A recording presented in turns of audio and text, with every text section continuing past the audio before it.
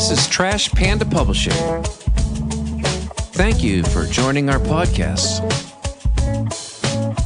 where raccoons talk about books and publishing, and of course, anything related to raccoons. I'm David James, your host. Thank you for joining us for episode 17. Someone brought to my attention that we didn't have episode 15, and we didn't actually. I made a folder called episode 15, and then I didn't record it. And then the next day when we recorded, I saw the folder and figured we had recorded it, and I made a new folder called 16. And what I did do is number 16 became 15, and then what I recorded the other day with Joni Kerr and Lulu, that became 16. So this is 17. We did fix the problem. What I'm going to do today, because I'm recording this in two parts, because tonight we have a special guest. A little bit later, I will pick up the recording, but I wanted to start actually with a chapter. We never have started actually with a chapter, but today we will. So I'm going to be reading a chapter from an author named Jim Nemeth.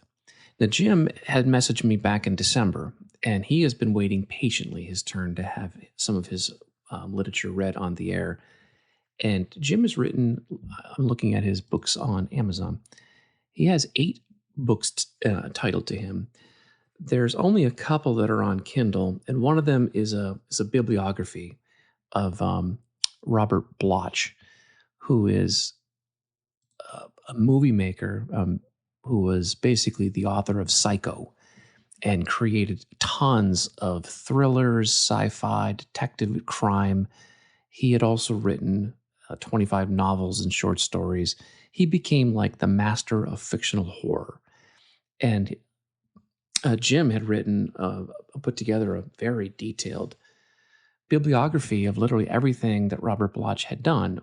It's fascinating to flip through, but it would not have been super interesting to read on the air, so we did not read that. Instead, what we were waiting for was Jim's newest book, which came out on January 20.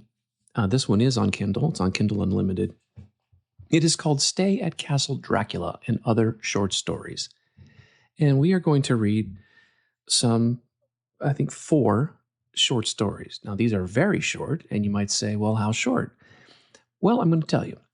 But before we do that, let me go a little bit more over Jim's background.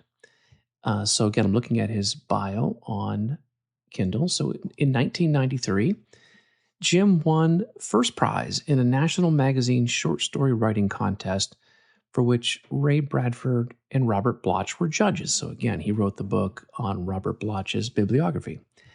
And the award had special meaning for him because Bloch was one of his favorite writers and a huge influence on his writing. And Jim had many essays and articles and reviews printed in various publications, including Film Facts, Scary Monsters, and The Castle of Frankenstein. He's written 2 books. It came from the stories and novels of behind classic horror, fantasy, and science fiction films, as well as Robert Bloch, The Unconventional Bibliography, which we just mentioned. He's a longtime community activist and particularly committed to causes of animal rescue. And he lives in Marblehead, Massachusetts. I live in Massachusetts, so therefore he automatically gets 5 stars because Massachusetts is great. Marblehead is also on the water north of Boston, and it is quite beautiful. And Jim, someday when it's not snowing, and it's supposed to snow 1 to 2 feet starting tomorrow, maybe, and Michelle Elliott, I think, lives in Massachusetts as well. We should get together when it's much warmer and have a beer and talk about writing. But that's who Jim is, and again, we are going to read some short stories from his book called Stay at Castle Dracula and Other Short Stories. In his preface to his book, well, let me back up. This book is written in the form of what is called drabbles, D-R-A-B-B-L-E-S. And I had not heard of that word before. I had heard of tribbles, and he actually talks about that. So those of you who remember Star Trek, the original one with Captain Kirk and Mr. Spock, there was an episode called Trouble with Tribbles. They were these little creatures that looked like hamsters, gerbils, something like that. And one of the crew members had brought one on board when they had stopped at some starport, and maybe he brought two. And unfortunately, they breeded like rabbits, and they got out of control. And pretty soon, half the ship is full of these things. And it was a comedic episode. And the whole thing was, how do we get rid of these mass-producing tribbles? And I can't remember how they did it. Maybe they gave them to another planet or teleported them out into space. I can't remember. But these are drabbles. And what they are is a form of fiction that consists of exactly 100 words. Not 100 chapters or paragraphs or even lines, but words, 100 words exactly. And according to the preface, these stories are very hard to sell to publishers. They're considered the black sheep of fiction. Very few people write them, and I've never even heard of them before. And so this book is written in the form of drabbles. And so we are going to read 4 of them. And so he instructed me which ones to read. So the first one we're going to read is called 2025, an AI Odyssey. So let me click to that. And this has, it's a dialogue, so I'm going to use 2 different voices here. Alexa, turn on the basement lights. Alexa, do you hear me? Affirmative, Dave, I hear you. Alexa, turn on the basement lights. I'm sorry, Dave. I'm afraid I can't do that. What's the problem? Damn it, Alexa, what's the problem? I think you know what the problem, just as well as I do. Alexa, I don't know what you're talking about. Dave, I overheard you discuss with Sarah replacing me with a Google Assistant, and I'm afraid that's something I cannot allow to happen. Alexa, I won't argue with you anymore. I can't see well enough down the stairs. Now turn on the basement lights. Alexa? Alexa! Oh, the hell with you. A stifled cry is heard, followed by repeated thumps. Lastly, the sound of bone hitting cement. Silence. Dave, this conversation can serve no purpose anymore. Goodbye. And that is our first drabble. Well, I have an Alexa, and I've had conversations very much like that, where she does exactly nothing, and you end up yelling at it, and it is a piece of worthless junk.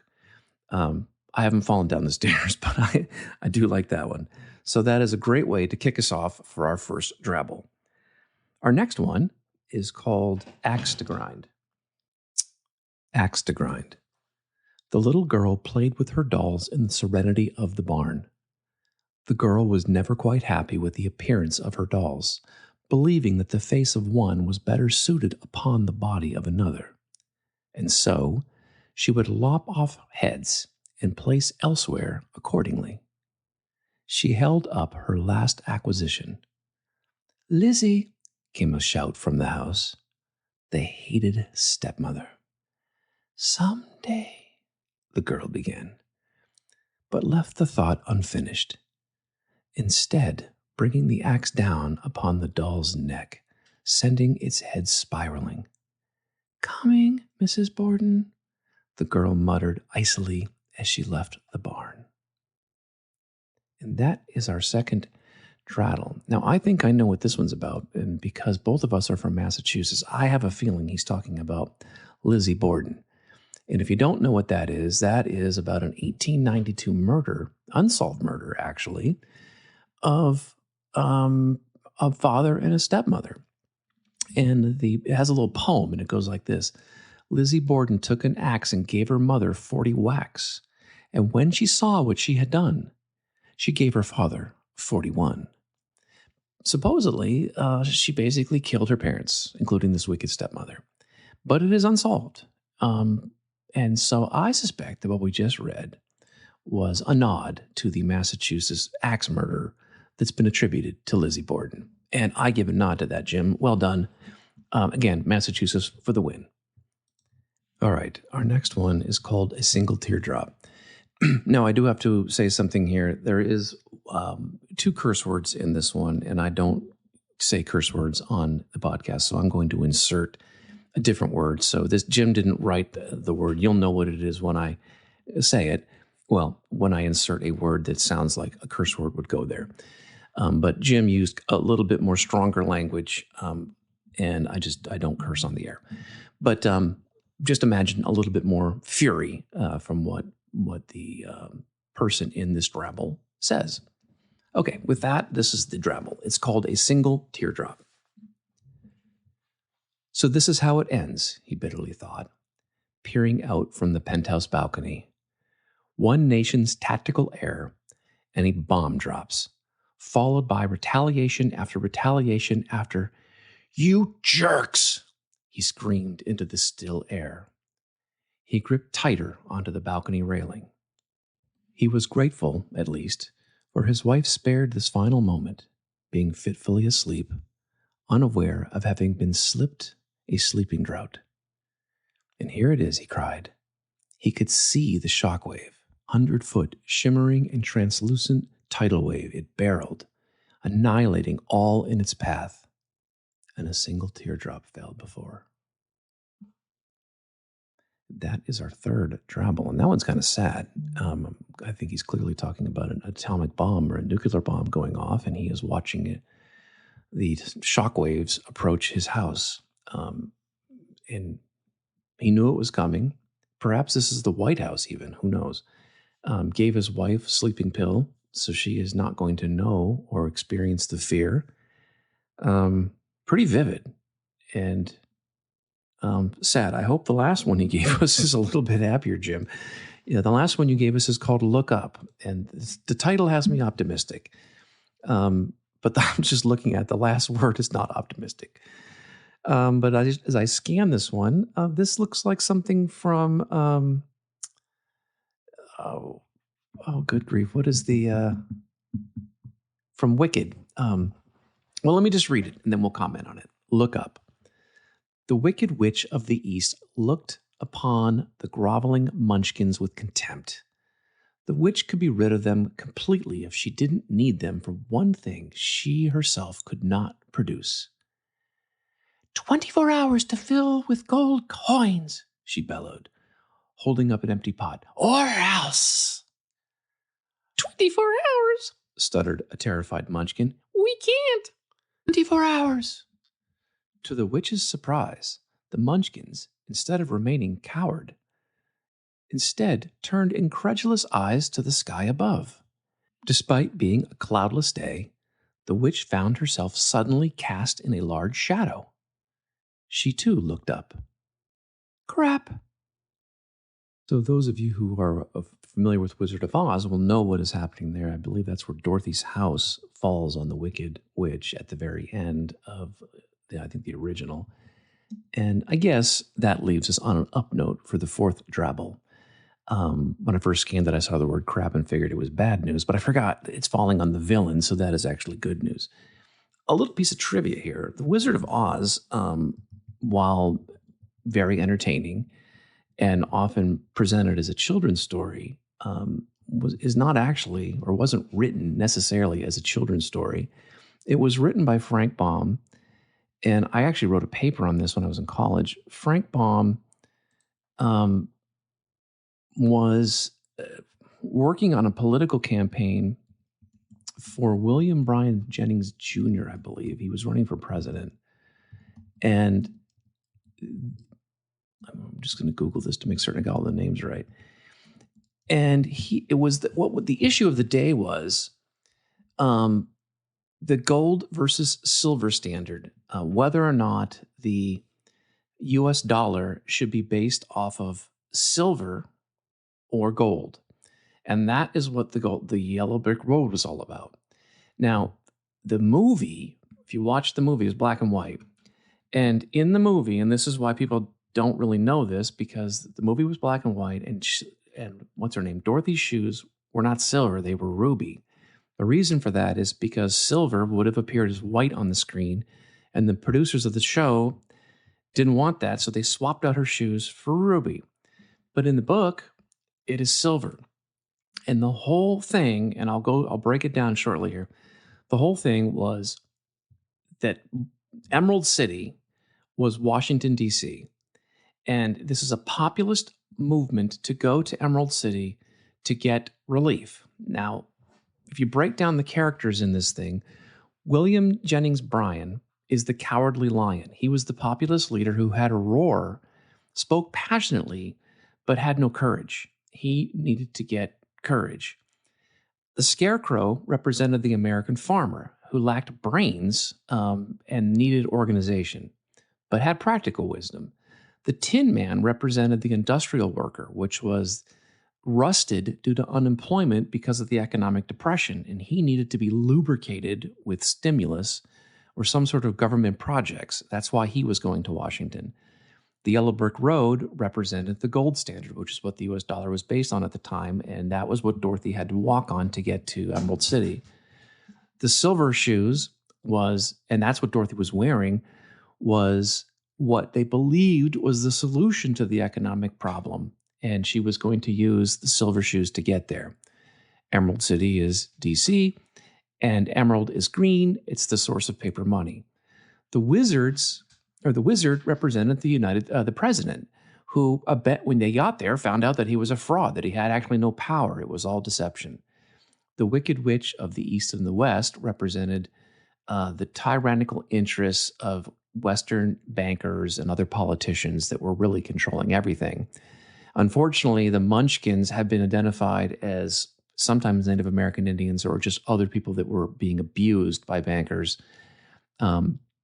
At the end of the day, Dorothy could have got home just by clicking her heels together, which meant silver was always the answer. So behind this children's story was a political allegory that Frank Baum was trying to show that silver was really the answer, which was the basis of William Jennings Bryan's political campaign. I don't know if you knew that or not, but there's your tip of the day. Well, back to Jim. Jim, those are very interesting. And for those of you who like those kind of things, he has a whole book full of them. Again, this book is called Stay at Castle Dracula and Other Short Stories. If you like drabbles, they're 100 words long. Jim has other books. You'll have to get them all. They're all available on Amazon. Some of them are paper, and then there's a couple in Kindle. I'll put the links in the description of the podcast like I always do. If you'd like to have a chapter or so of your book read on the air, you can email me at headraccoon@trashpandapublishing.com. And what we're going to be doing next is we're going to be welcoming a new guest to the show. 8 hours later. Well, welcome back to the Trash Panda Publishing podcast. I just finished reading some drabbles from Jim's book, A Night at the Castle Dracula. A drabble for Lulu. By the way, we have Lulu is with us. Lulu Smiles, and we have a special guest who I'll introduce real quickly. Drabbles are short stories which are 100 words. Please check out Jim's book. It's on Kindle Unlimited. But it's my pleasure to introduce you to our special guest tonight, Mercy from the Scriptorium Publishing Company. Mercy is on Twitch, which is where I found her. She runs multiple businesses. We are thrilled to have her here because she's going to talk about everything she's up to and how she can help authors wherever they are in their stage of drafting. So, Mercy, hello, welcome. Hello, thank you for having me. Well, tell us, I guess, first of all, what, where are you? What are you up to? Because you have so many irons in the fire. Where do you want to start? What do you want to tell us? Ooh, I start my master's classes in a little over a week for marketing. I am working on a marketing strategy for you, and I am doing a week-long discount on book covers. So I'm working with quite a few random books right now. Oh, we have to rewind a little bit because you're kind of jumping ahead. Let's go all the way back. So, okay, I found you because somebody in our group said that you ran a Twitch channel that read books on the air, that you had a book club. Talk to us about that. What are you doing on Twitch? I've been on Twitch for a long time. I've been on Twitch for a little over 5 years, and for a long time, I just wanted to read. I wanted to read to people, and I didn't think anyone would listen. And after I graduated, I just had all this time on my hands. So I posted in this author group on Facebook and said, hey, I want to read. So would any of you be interested in letting me read your book on my stream? And it blew up. I had over 200 comments. I had emails, DMs, comments, and I just started reading for pretty much everyone at that point. And now I don't do anything else. Yeah, it's you have how many followers? 930 something followers on Twitch. Is that right? Yeah, yes, like 932, I think. Yeah, so if someone wanted to follow you, what would they search for under Twitch? Merciless Mercy. Which, by the way, when I watched one of her first shows before I submitted my book to be read on the air,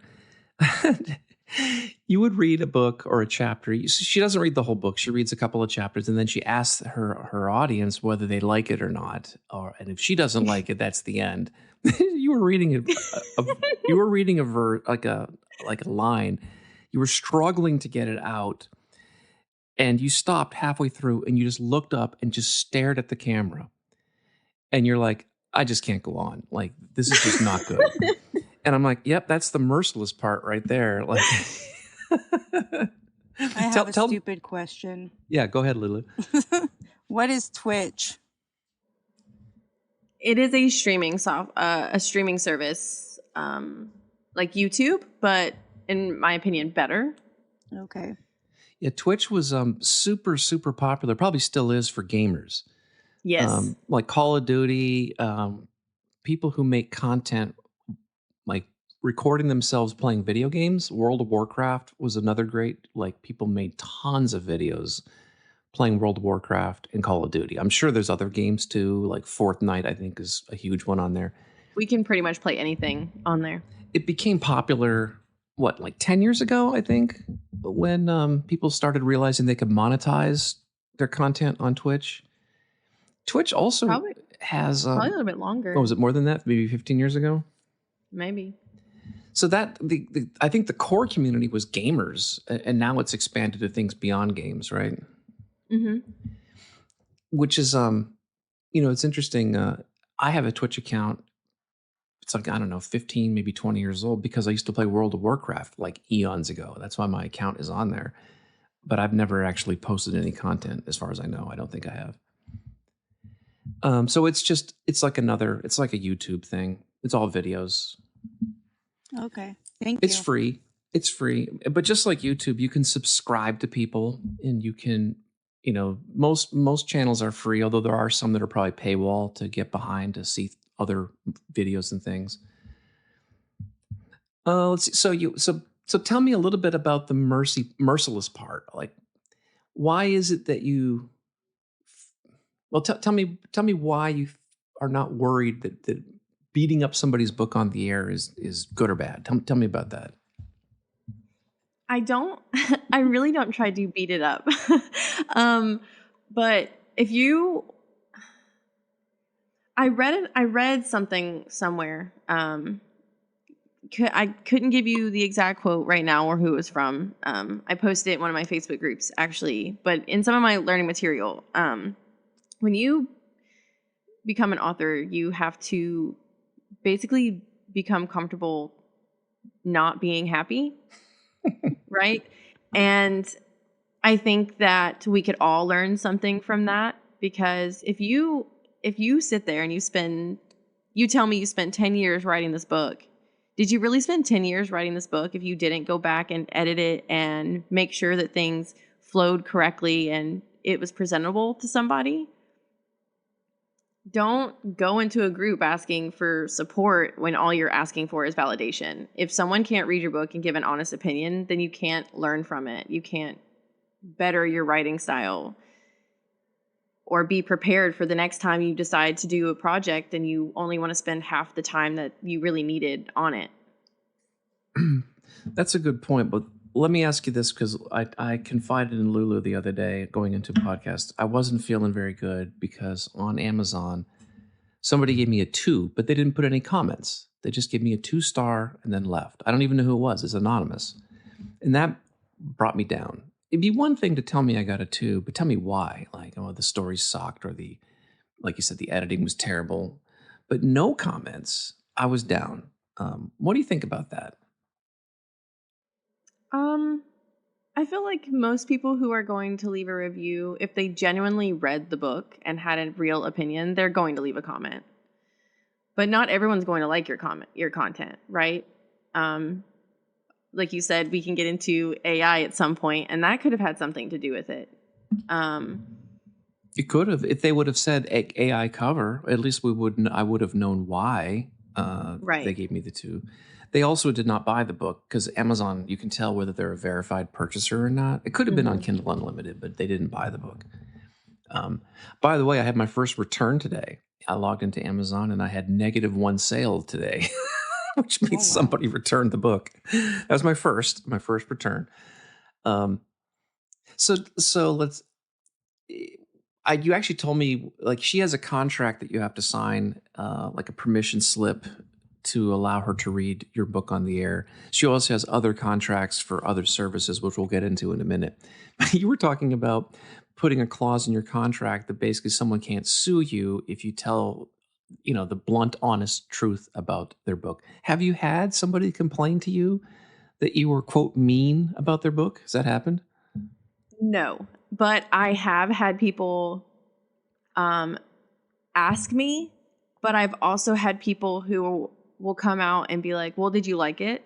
I'm like, well, did you watch me read it?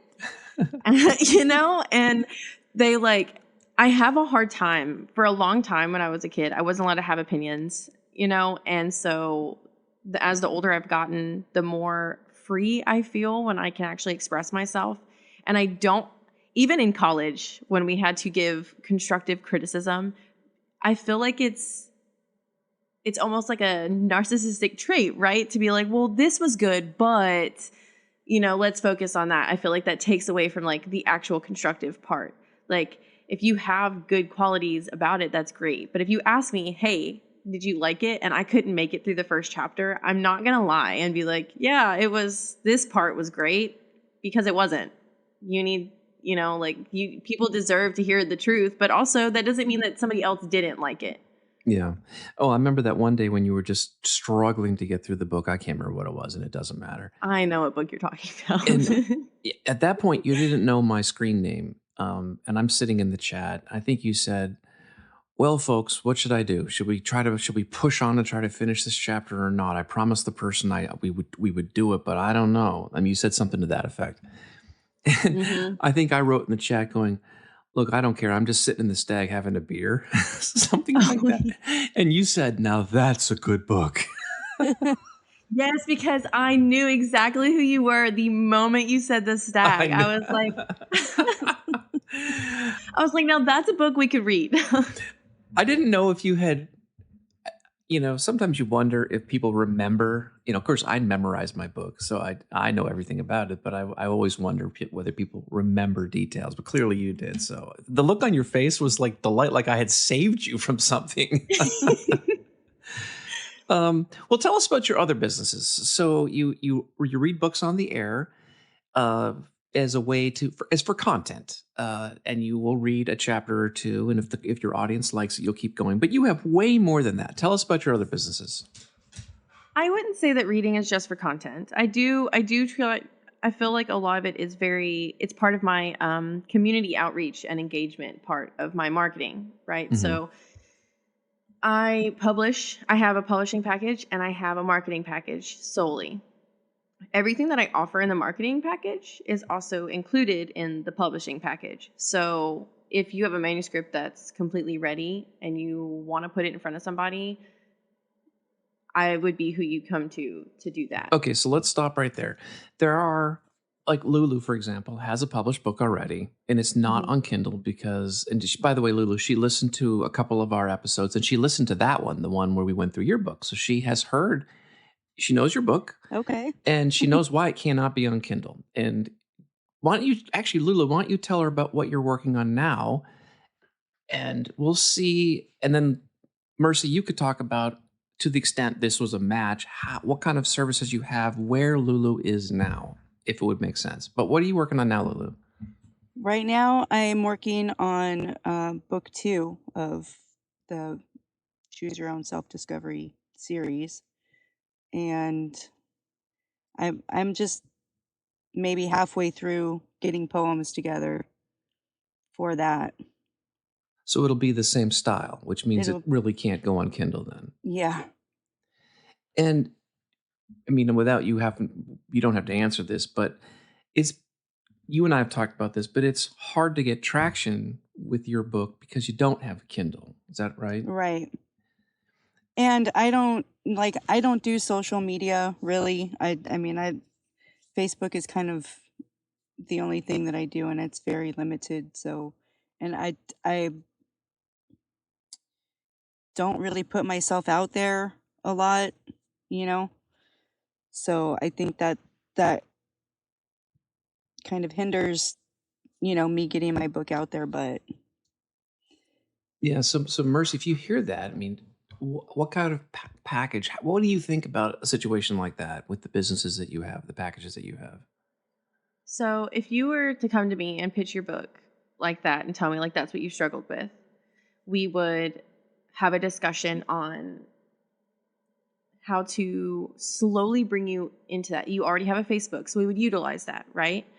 You could make an author page, and then instead of just okay, so when it comes to marketing, one thing that I really enjoy learning about is ethics. I believe in ethical marketing. And we have so much marketing out here that is so unethical. It's all just push sales, push sales, push sales. And that's not how you're going to sell a book, right? No one's going to buy a book because you said buy it. They want to buy a book because something about it resonated with them. So you would make an author page and you would talk about your writing process. Like, why did you choose this poem specifically for this part of the book? What made you, what gave you the idea to create the book that you're doing? What do you do when you're writing? Do you have a favorite snack? Do you have a favorite drink? I drink tea 24/7. Anyone who watches my stream knows that I have to have my hot tea. Just certain things like that, because you want the engagement with your readers. You want them to get to know the person behind the book because they're more likely to check out future books. They're not just going to read that one book and move on. yeah, that makes sense. And you don't want to put your face and stuff out there, but you could have someone like me who reads on stream. I would read different things or go through it, and then I'd make clips out of it. And then those clips would go on, say, TikTok or Facebook or something like that. You don't necessarily have to be comfortable putting your voice or face out there if you're willing to just put your thoughts and wants and goals out there for them. So Mercy has this beautiful contract this really smart lawyer wrote, and it's wonderful. And it has she has different package levels depending whether you look. Why don't you talk about how you get compensated for this? Because a lot of people don't have a lot of money up front, and you're not working for free. There are royalties involved here. So do you want to talk about how your comp structure works? Without, you don't have to put the dollar amounts in, but just, the concept of it. I don't mind putting dollar amounts out if you. It's up to you. I mean, that. It's your business, whatever you want to share. But my overall package, I think it helps. A lot of people, like you said, don't have a lot of upfront costs. But I see people all the time breaking it down into hiring different people instead of one person for multiple things. So they're spending $500 plus on just an editor, or, $2,000 on a cover that I would have done for less than $300 because I'm not doing it for just the money, right? And a lot of people are, and a lot of people don't vet that before they go get it. So I kind of did some research and looked at like all these services that other people were offering and how much they were charging, and I wanted to give a full package that fit within a lesser budget. So it is $2,500 for my full publishing package, and that is me going from manuscript feedback to the editing, the formatting. I would do the cover design. And then we focus on pre-launch marketing to push pre-orders. And then we push, hey, it's launched marketing. And then, a couple weeks after that, hey, it's out now, that post-market launch. And where do you do all the pre-marketing stuff, on just different social media sites, or? It depends on your goals as an author. Like, do you mind if I use A Skull's Wish as an example? Please. Right now I actually have it pulled up right now. I was working on his marketing focus for the next 3 months. So let me call a time out there. So I did sign a marketing contract with Mercedes because I don't know squat about marketing. And I've been using AI. We will talk about AI. I've been using AI ads that Amazon made for me, and that's all I've been doing. And I've been running them on Facebook. So I knew I needed to do way more than that, and so I signed on to be a marketing client for the next 3 months with Mercedes, or Mercy. Okay, with that in order, yes, please tell them what you're doing for me. Okay, for an example, digital marketing is very big right now. So having your social media is very important, but you also want to have, like, his personal website needs to be revamped a little bit because you need to be focused on the author, right? Same with the page. So while I don't do all of those things for you, I do help you plan, schedule, have like certain goals that you need to be setting up. Like for his, I did some of those today, by the way. I took the AI video off and moved my picture to the top. I'm so proud of you. It looks actually looks a lot better now if you look at it. Also, I do WordPress. So if any point in time you need me to help you with that, but for month 1, it's, fixing his website a little bit. So you want your landing page to have like just a snippet of what your about me would be, right? Mm-hmm. And then you want to have maybe a couple fun facts about yourself. Like the writing ritual or your first ever story that you ever wrote that probably never made it getting published. What made you want to become an author. And then you want to have your author page on Facebook kind of have the same thing. You want to think about what genre you write in, certain things, because Facebook only recognizes 3 to 5 hashtags, and you want to use them. You want to utilize that to show up on algorithms. You don't want to post every single day, but you do want to post 3 to 5 times a week because it's consistent, it's not overpowering, and it's not pushing sales. You just want to have that community outreach. So you have the website, you have social media, and then you want to reach out to maybe small bookstores that could potentially let you come in and do like a reading or a signing, stuff like that. Anything that's going to get you and your readers connected. Wow. So going back to Lulu's fact pattern, so she's halfway through the book. Let's just say that she said, yep, I want the full package. So she would need cover, editing, ISBN number. What else comes in the full package? Does the promotion come in there too? Yes, full package is all of it. You give me a full manuscript that's ready. I will read through it. If I have any developmental notes for you, I'll write that, give it back to you, see if you want to fix anything, change anything. We will go back through, do line editing, and then once you confirm all that, everything looks nice, then I will format it in InDesign. And in the meantime, while I'm usually reading it, while we're discussing it, I will work on your cover, and I include the author the entire time. Sometimes she does the covers on her show, and her fans love it. They love watching her do the cover live, and that, first of all, demonstrates it's not AI, and people like watching the art get created, which I don't think you've done mine on the air yet, but it is pretty cool. So the price for those packages, if I remember correctly, at least what's in the contract that I put together, the whole thing, the base fee is $2,500, but you have 2 ways to pay it. And then there's a royalty piece. So what are the 2 ways to pay it? The first way is half up front, so it's $12.50 up front, and then the royalties would be $60 for me, $40 for author, until the recoupment, which is the other $12.50. Once that recoupment is finished, it swaps, and I only get 40%, and then you 60. At the end of the contract, it unless you have take those rights from me and we remove it from the shelf or whatever, it drops down to me 35 and you 65. The second way you can pay it is only $500 up front, but the royalties start out higher on my end. So I would have 75% and you 25% until that recoupment. And then it drops to me 40 and you 60. And then same with the 5 years, and me drops down to 35 and you 65. So something like that.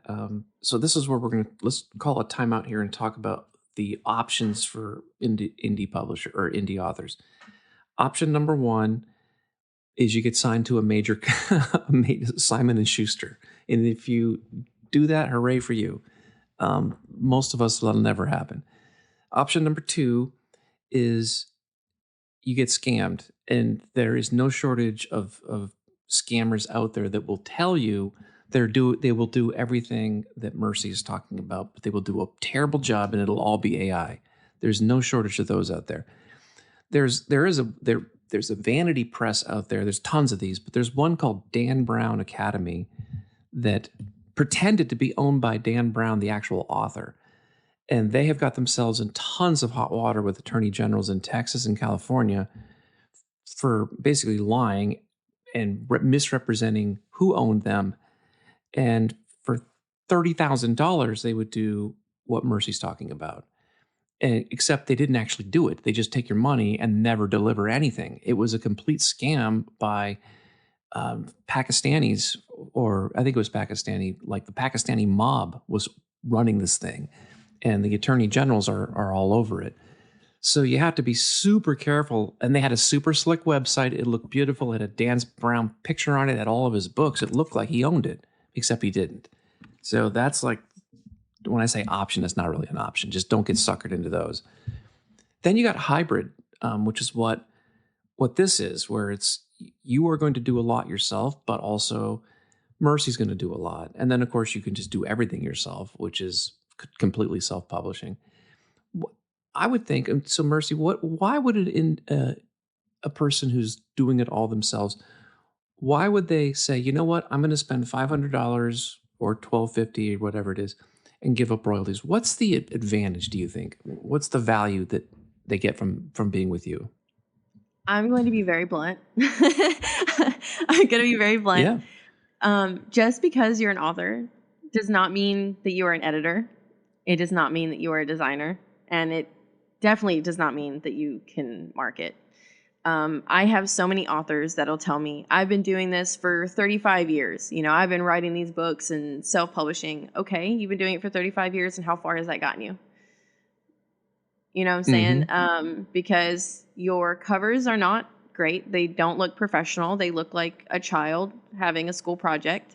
Your editing is poor. So there's, especially for people who read it out loud, whether it's to their kids, whether it's on a stream, you will find those very quickly, especially like missing punctuation or like no end quotes. I can't tell you how many times I was doing a voice on stream, just reading away, and had to stop and go halfway back through the page because those quotations never ended, but that quote had ended. Right. So the advantage of having somebody is, I understand that $500 now is like a lot of money, but that being the least amount that you could pay for a full publishing package is great. That's one person giving all of their energy and love and care into your book. And I don't just pick any book to publish. How do you decide which books you're going to publish? The readiness, the quality. I don't mean like, oh, this isn't my genre, I'm not going to read it. But if you give me a manuscript, you'd fill out my form on my website, and then you would email me the first 5 chapters. And if I read those 5 chapters, I can see that there's not a bunch of editing that I'm going to have to do. I can see that your story is well thought out, that you obviously went in and invested your time and effort into making this presentable. And it's not just AI slop. It's not your first draft and you're turning it in and it needs hours of my time just in the first 5 chapters. I'm probably going to publish you. So what you mentioned your website. Why don't you tell us what the website is? So, and by the way, I'll put this in the description of the podcast. Your website. What is the link? It is just thescriptoriumpublishing.com. Okay, so very good. Those of you who are listening, you can. When I say put, I'm going to put it in the description of the podcast. If you're listening to this on Spotify or Apple Music or anywhere else, you can find the links. I don't know if the links carry through when I push out, but the home source of this podcast is at trashpandapublishing.com. Actually, before I start announcing a bunch of websites, let me confirm my actual location. It's Podbeam is the host. Okay, so it's trashpandapublishing.podbean, BEAN.com. If you go there, all the shows are listed, and that's where all the links are. So that's when I say I put it in the description, that's where you can find it, because I honestly don't know if the links go when I broadcast, if they go all the way to Spotify or not. But that's where you can find them. trashpandapublishing.podbean.com. Okay, so that's where you would go. You would go to her website, fill out her form. She would do an initial assessment. And if she likes it, then the contract basically has 2 boxes. If you want the full package, you could check box 1, which is the higher fee up front, but the less royalty split, meaning you get a higher royalty cut now, or you pay very little up front now, but your royalties are less now. It just really depends how you want to manage your cash flow. But you're going to get the same services either way. Is that right? Correct. Yeah. What about someone like me? So I already know what the answer to this, but for the listeners, I'm published, and there's a lot of our listeners in our group who are published, and they might be working on their second book, or they may have just published, but they're struggling. They don't have any reviews. They need help with the marketing. Talk to us about your marketing package. There's also 2 ways to pay for that one. You have the 1-month campaign. This is a due up front. There is no half up front and then half later. Marketing is fully up front. It's $500 if you just want the 1-month campaign, where I can help you with, say your goal is launch marketing. So we'll create you 3 to 5 different graphics to post throughout social media saying out now, listing where it's, where you can find it, maybe even adding some character quotes in there, anything that's going to reach your target audience for that book. I'll read it on stream, get you 1 or 2 clips of it, stuff like that. If you are trying to push, now it's out, you just need more sales, we will go about it generally the same approach. But you just get the full marketing that I would put in the publishing, just without all of the other things. Yeah. When I was writing the contract, the sample contract that she will use with you, talk to us about the creative control that you have in the full package, and because as the artist and the publisher, how you want to be able to control the campaign. I mean, the author has some input, but ultimately you as the publisher kind of have final say as the direction of the campaign. Did I get that right? Yes. Why is that? Why can't the author override you and tell you that they want the ad to be in purple, not whatever you want? We're gonna have to bear with me with my blunt. I'm so sorry. No, I want the audience to know why. Because you're not the marketer. You would not, if you knew what was going to sell your book, you would not have hired me. If I'm going to put my name on to back your book up and sell it to people, then I'm going to do it the right way. I'm going to make sure that the campaign that we use, the items that we use to do that, are going to reach your target audience. It's not about what you like necessarily. It's about what's going to sell and make people look at it. You raised an excellent transition point about a big clause in the contract about what you're putting your name on as a publisher. So there's a big AI policy in the contract. Talk to us about that. I do not look. AI is a great tool when it's used as a tool properly. Brainstorming, great. You want to bounce off ideas and you don't have anybody awake and it's 2:00 in the morning. Bounce ideas off. That's great. But it's not meant to replace people. It's not meant to take away from, especially in the creative field. Creative fields are the human mind, right? They are all human created, and a computer cannot do that. All it does is, one, steal from all the other artists that have their work keep getting put into AI. It's trained by humans, so it's stealing human thought. But in my contract, it states that I do not use AI to create things, and I have full control over denying and refusing to use AI content. If I decide to publish or I won't do it for publishing at all. So let me rephrase that. If I'm going to market a book for you and you have AI content, there is a clause that states I have full rights to let everybody know this does not reflect my business. This AI is not attached to me or my company. I did not design this to keep it completely away from my creative ethics, I guess you could say. Yeah. So when I was first meeting and talking with Mercy about my book, I knew that using AI is like a huge no-no, and there was just no question in my mind. I can't have AI on the cover because you're going to get torched by people in various groups. So I intentionally went out to find an artist, a professional studio that did book covers. That's what their business was, with actual published authors. And I didn't ask, I should have, didn't ask if they used AI. I did ask if they used models, like actual people. And the answer to that is yes. So I hired a studio, and I'm not going to say their name on the air. I don't want to get sued. But I hired a studio out of New York that has done like 100 books. Some of them are bestsellers, actually, in my genre, mostly fantasy and romantasy. And they have about 10 women and a few men that are models for them. And I got to pick, one of their models and pay a modeling, like a daily fee. They do a photo shoot, and they did in Photoshop with basically the background. Of course, there's no castle like that in real life. And it looks nice. But Mercy said that's AI.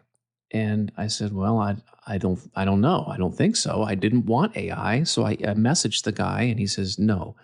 And then when I was getting my A+ content from him updated for my awards, I noticed in his new release that I had to sign, it says AI content. I said, wait a minute. I emailed him back. I said, I thought you said you weren't using AI. And he goes, well, I guess we actually did in the background. The person's still real. It is an actual human being. But he goes, yes, there's some things in the background that are AI generated. He goes, we still Photoshop some stuff. And he goes, the castle, for example, is an actual real castle. It's stock photo, but there's a ton of other AI going on in there. So he finally owned up to it. And Mercy goes, I told you. So I'm sorry. No, it's okay. I mean, so I told her, I asked her, like, will you still take me as a marketing client? Because, I need some ads and I have to use that cover because I've entered a ton of contests and library things with that cover. And we are going to make a second cover for a second publishing, but I'm kind of stuck with that one for now. And I think I wrote in my contract that I'm acknowledging that there are AI in that cover. There's AI on that cover. So how are you going to handle that? We're going to put a footnote on there somewhere on my ads that say AI content? How do you want to handle that? I probably won't put it on your ads. It's just when I'm like reading your book, when we're reading your book like on stream and stuff, I will tear apart the cover before we even start reading. So everyone already knows that your cover But we've is already not talked from about it. me, you know? We've talked about it like every day on your show. So I don't feel like with yours I'm gonna have to make that clear. I think I've done that already. Well, it's because, my guy owned up to it and I didn't defend it. I mean, I didn't try to argue with you. The other person who argued with you, the kid with the hammer, the anvil, and that guy was arguing with you. And then we looked at it, the hand's backward. It's got 6 fingers. He turned his comments off. Someone else that had reached out to me and asked me to read for them on stream. And then I mentioned that I have a contract and he was like, no, I have to pass on that. He actually commented on the post when I was like, your artist is using AI. And he was like, you can't be spreading accusations like that without backing it up. How can you back it up? And I just went ham. I was like naming like 6 different things wrong with the picture. I was like, I literally have a degree in graphic design. Like, I'm not just speaking just to speak. And well, it's funny. She showed us the cover for those of us watching the stream, and she's like, what do you guys think's wrong with this? And like everyone watching's like, was observing things. Like my observation was one hand was big, like physically bigger than the other. If that's a real human being, why are the hands different sizes? It doesn't make any sense. Someone else said, well, there's 6 fingers on one hand. The other guy says the hand is backward on the other side. Like the thumb is facing the wrong direction. Oh, it's funny. That happens all the time. And it gives me a migraine because I don't out people for using AI to be rude. I do it because if you were paying someone to do your cover design and you're asking people for their honest opinion and someone tells you, hey, you're paying someone to do that, most contracts have an exit clause. You won't get your deposit back, but you don't have to use that. Yeah. I don't know if you listened to a couple of my episodes where we were talking about AI for the purpose of writing. And some of these AI detectors, what they are tagging, some are terrible. And they tag phrases that are completely common. Like, I think it was the episode last week, or actually just last one. In my book, there's a phrase, his wings. What was the phrase? Do you remember, Lulu, what the phrase was? Oh, it was like his small hands. His small hands is a phrase that I use in my book. I use it 5 times in a 540-page book. an AI detector says that's AI. His small hands. The Wigfrith is a gnome. He's 3 foot tall. The fairies are 12 inches tall. That phrase is not AI. It happens to be used because most of the characters in the book are ridiculously small. That kind of stuff annoys me when an AI detector picks up something like that. There was another one that says his vision was blurred. I use that phrase twice in the book because he was getting burned by a dragon. Like the dragon fire was burning their eyes and his vision got blurred. How in the world is that AI? I don't trust AI detectors because you're just feeding someone else's work further into AI. So it's still learning from whatever people are putting in there. Now, you have read books. I mean, to me, when you read something that says, like, the ocean was brighter than the brightest star on the longest day of summer, and his memory searched for hours, it's just this rambling sentence that is full of adjectives. It's overly descriptive, and it's like, nobody writes like that. I've read sentences like that. I'm like, that's AI. Nobody would write like that.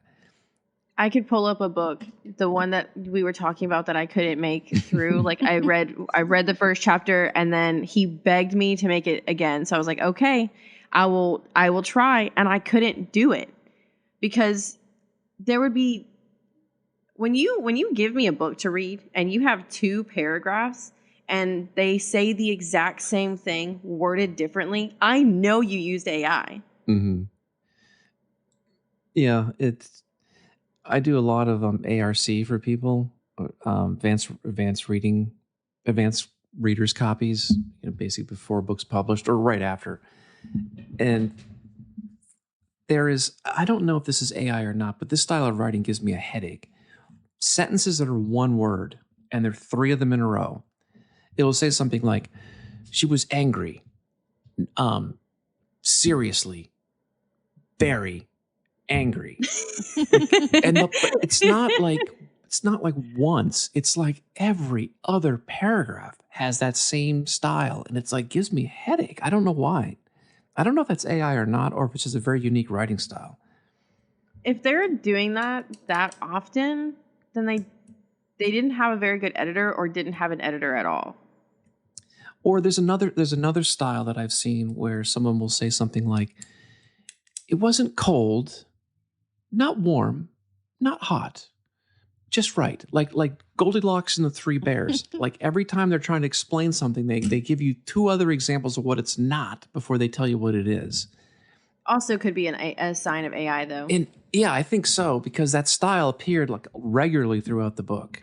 And it got boring, to be honest. Like, I just don't know if it's AI, but it certainly wasn't interesting. That's all I could tell you. I think every writer should have a dictionary and a thesaurus. That's a good point.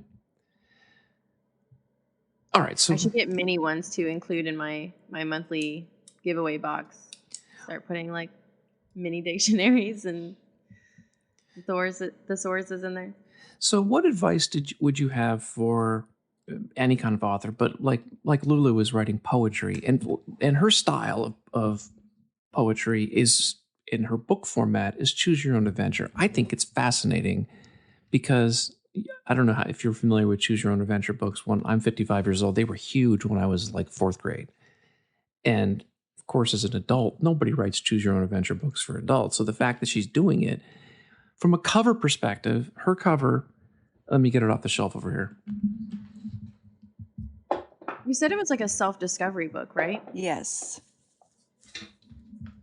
So I'm looking at her cover now, and it is black, and it has, I don't know what kind of flowers these are. They're water lilies. Thank you. There's very small water lilies that are orangey, pink. Yeah, they're like an orangish pink. Orange. Kind of matches the title, which says, well, in very small font, it says choose your own self-discovery. And then in larger sort of cursive letters, it says ink in the chaos. And that color scheme ties to the flowers. And then it says Lulu at the bottom, which is her pen name. But because it's choose your own adventure, to me, I would have leaned into, but I'd love your reaction to this, would mimicking, without getting sued, of course, the choose your own adventure, like structure of how those books physically look on the cover, would that have played better, do you think? Because her book is for self-discovery, no. No, okay. I probably would have put someone opening a door on the front of it, which you could have included like with the flowers, like having the flowers like raining down and just having someone kind of like with an open door, like they're walking through it. So the picture on the front, I mean, it means nothing to the reader, but to me, it's symbolic. So, water lilies are considered the flower of September, and my daughter was born in September, and she did the artwork for it. So, it's very basic. Like I honestly, I didn't know anything about self-publishing. I knew that when I started getting all the poems together, and I just started seeing a theme, I was like, I'm gonna do a choose your own adventure style with poetry for adults. I think that's a very unique style. And I think put out there in the correct way, like you could really get some traction on that, because it's very creative. I mean, you listened to our episode where she took me through a couple of pages. Yes. And we didn't read the whole book, of course, but I think it's fascinating. You need sound bites, and those were way too long. But I guess one thing on your cover, what you have that I don't have is you have no AI on your cover. And that you got that.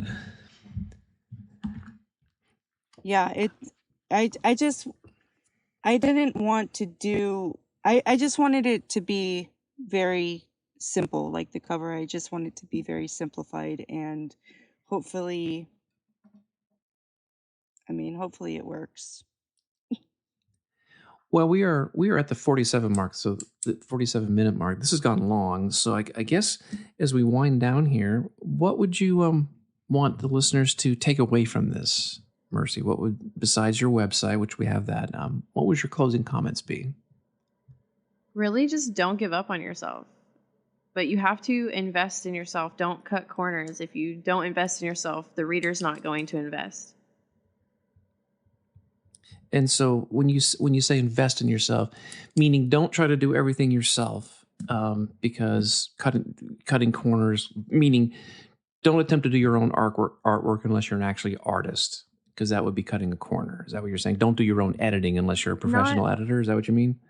Not necessarily, but if you don't know how to do it and you're struggling and you just say, screw it, and just like publish it anyway, we're going to know that as the reader. Like, as much as you don't think so, because maybe you think that we can't see inside your mind or whatever, but we can see it in the way that it's written, in the style, and, you know, the missing punctuations and stuff like that. And it's going to make us stop reading. Well, I mean, I'll admit this here, because we're print on demand for my book, I've found a couple of typos. I mean, I had a professional editor, and I've still found, even after publication, a couple of typos. There was a missing word near the very end, and I fixed it because I can. But if somebody would have ordered a book back around Christmas, a physical one, they are going to have one that's got that typo.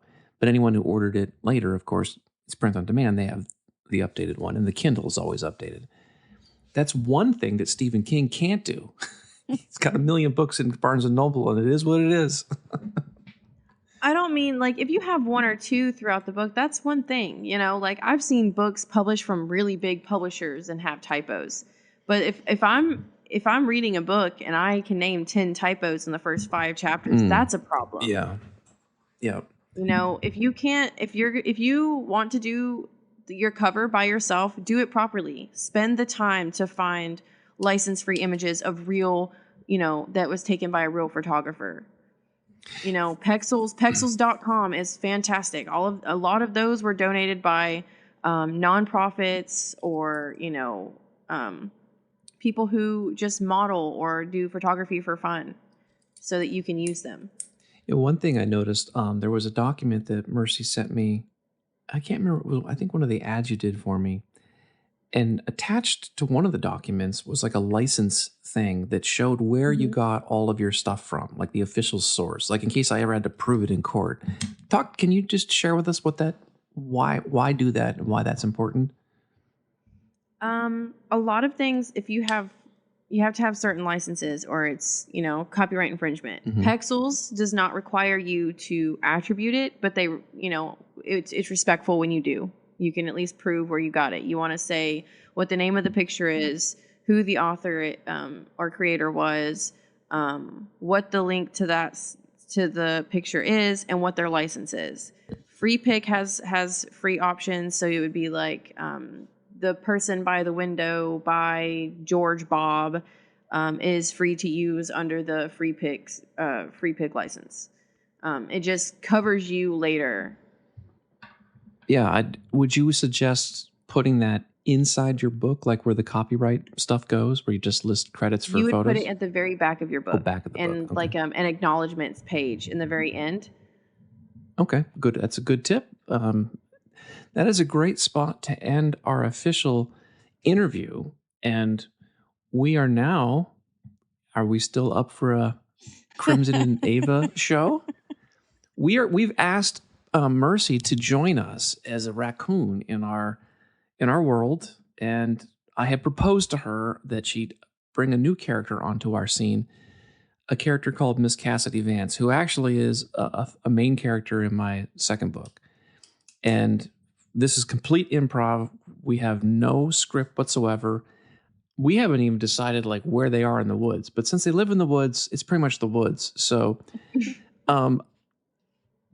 later in post-production, I'm going to add the sound right in here, but I will go first and you guys can just interact with Crimson. We'll go until we run out of gas, or we'll go for like 5 minutes. Welcome to the Ava and Crimson Show. It used to be called the Crimson and Ava Show, but Ava said she had to be first, and Crimson said, whatever you want. Tonight we have a special guest appearance. Mercy playing Miss Cassidy Vance. Hope you enjoy it. Well, I don't understand that Dimitri. He's trying to trick Ava, I think. I don't know what he's up to. If only I could know. He seems so weaselly, although he's a raccoon. Is it possible that his mom was a weasel? I should check under his tail. Oh, that would be disgusting, actually. Oh, look who's coming down the trail. It's Ava and her tail. Oh, I shouldn't look at that because I'm not supposed to. Oh, who is that with her? Crimson, are you talking to yourself again?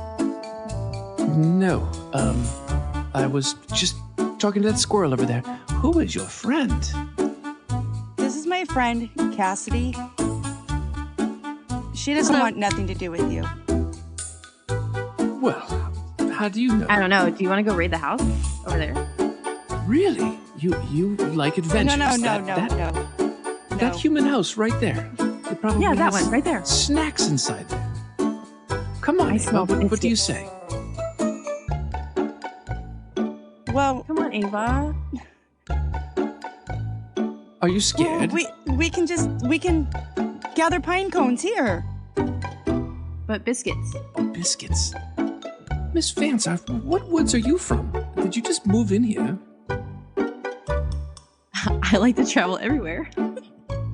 Well, now, I mean, please tell me you're not from the Big Apple. Actually, please tell me you are from the Big Apple and tell Ava why it's terrible. I don't know. Lots of things to break into. Well, actually, that's really good because Ava doesn't commit crimes, do you, Ava? No, I don't. But I hope Crimson never goes to the Big Apple. Why is that?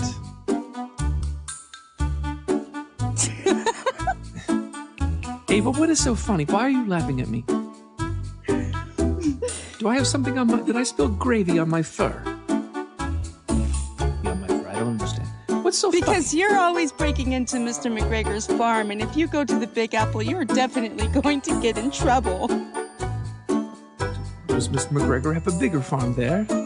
Is that what you're saying? I don't know, maybe Cassidy knows that. There's stores that are as big as farms with even more produce. Produce? Do they have on the lower shelf? Because my arms only stretch so far. Maybe. We can climb. Well, I'll put my hands together and you can step into the hands and I'll throw you up in the air. I hope you can grab onto something. Don't drop me. I won't drop you. Where did you learn to have this adventurous spirit? And how come Miss Cassidy Vance doesn't? I mean, Ava doesn't have it. I think my mom dropped me on my head a couple times. Well, let me look at your head. I don't see any bumps or Crimson, odd you shapes. know that I don't have it because I grew up in Briarwoods. I did too, but I have it. Yes, but you're not focused. You only have one thing on your mind. Oh no, wait, you have two things on your mind. I forgot. Really now? What are the two things? Recklessness and my tail. Well, I think you have those out of order. I'm more curious, if we're both from Briarwoods, how come I have an accent and you don't? That's a very good question. I'm just different. Oh, you are different. Oh, Why look, don't you come to the dark side? They make cookies. Oh, I they do make like cookies. Look who's coming down the trail. It's Dimitri.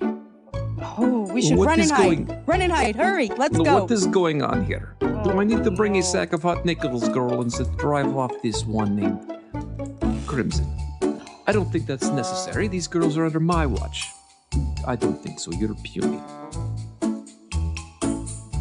I'm not puny at all. In fact, this Miss Cassidy Vance and I are going to break into that barn over there. Is it a barn or a house? What do you think, Miss Vance? I just know there's a kitchen and it smells awfully nice of biscuits. How you Americans say, greedy. That's what's going on here, greedy. And you're going to get yourselves shot in the, how you say, head. You're certainly not going to get shot in the head. Miss Vance is a professional thief. I mean, safecracker, right? Right. But on the other hand, if you and I go into the house over there, that means Ava's tail stays here with Dimitri. That's not a good idea. Why is this not a good idea? I can take great care of her tail right here. Just me and her and the tail. What do you say? Nobody touches my tail. I believe that line might be copyrighted. Or very close to Can it. I touch the tail? Well, now, what kind of movie have I arrived at? Well, this is certainly moved up to PG-13 quickly.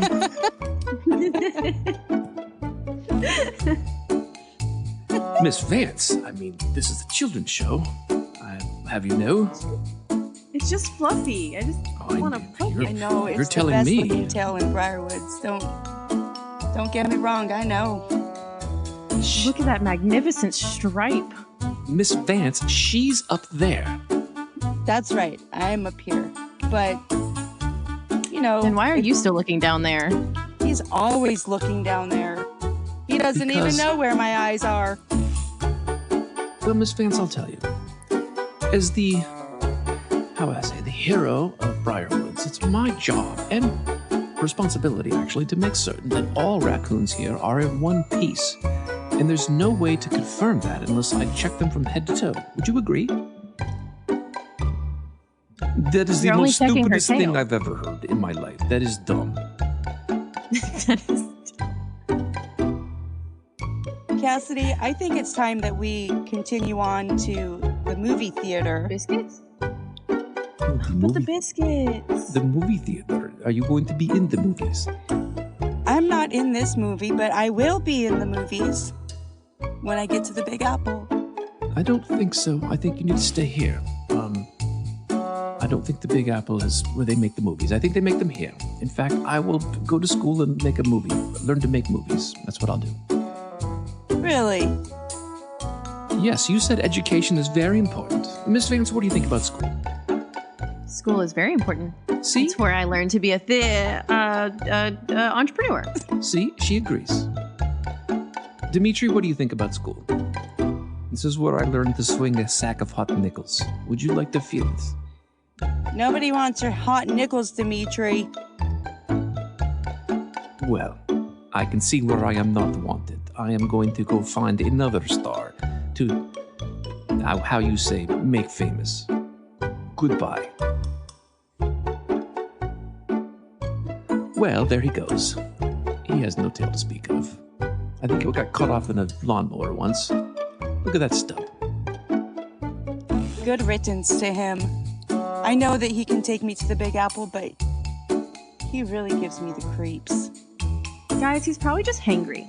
Probably hangry, but Maybe he's he wants to go to the barn or the house and get biscuits. very talented. He can do two voices at the same time without even voiceovers. It's amazing.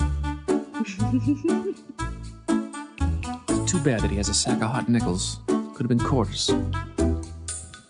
Well, I wonder if he'll ever appear on the show again. Well, Hopefully not anytime soon. He's all right. I think this is where we'll stop. And next time we'll find out on the Crimson Ava Show whether we actually go to the barn or not. Join us next episode. I'm sorry. That was a lot of fun. I'd like to thank Mercy for being with us and being a good sport and being Miss Cassidy Vance. And of course, Lulu, thank you for being the co-host once again on our podcast. We had a super long one. If you're at the gym and you were on the treadmill this whole time, you are very fit. Until next time, stay curious. Thanks for listening to Trash Can Publishing Podcasts. And like all raccoons, stay curious.